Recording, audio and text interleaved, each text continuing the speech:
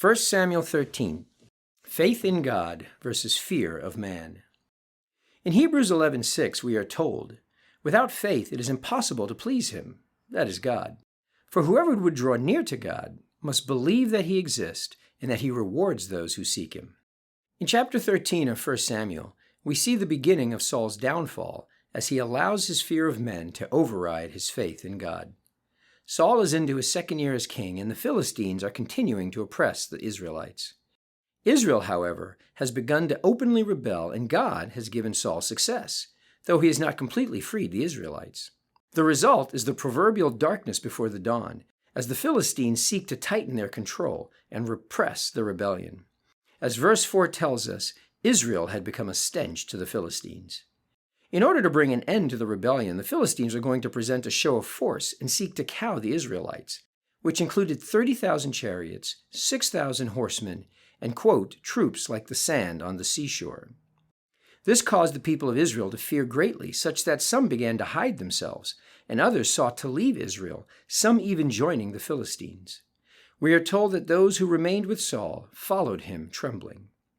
Saul, in response, gathers an army to Gilgal to fight against the Philistines. There, Samuel was supposed to meet Saul to sacrifice to the Lord and seek his guidance and assistance. But after Saul had waited 7 days and Samuel did not show, Saul decided to take matters into his own hand as the people began to scatter. Saul decided to offer the burnt offering himself rather than wait for Samuel. In response, Samuel prophesies that Saul's kingdom would not be established in Israel for long, quote, "because you have not kept what the Lord commanded you." What did Saul do that caused the Lord to have such a negative reaction? What was Saul's transgression? Was it Saul's usurpation of Samuel's role as priest? Clearly not. It is in response to Saul's confession that Samuel is angry.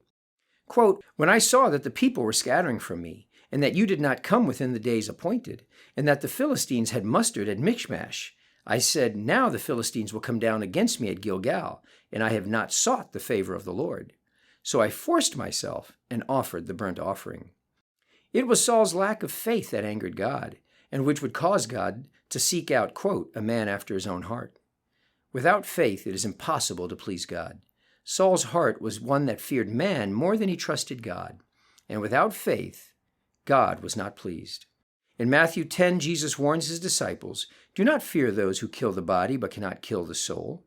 Rather fear him who can destroy both soul and body in hell." We are called to be a fearless people as we rely on our faith in God. For as Romans 8:31 teaches us, if God is for us, who can be against us?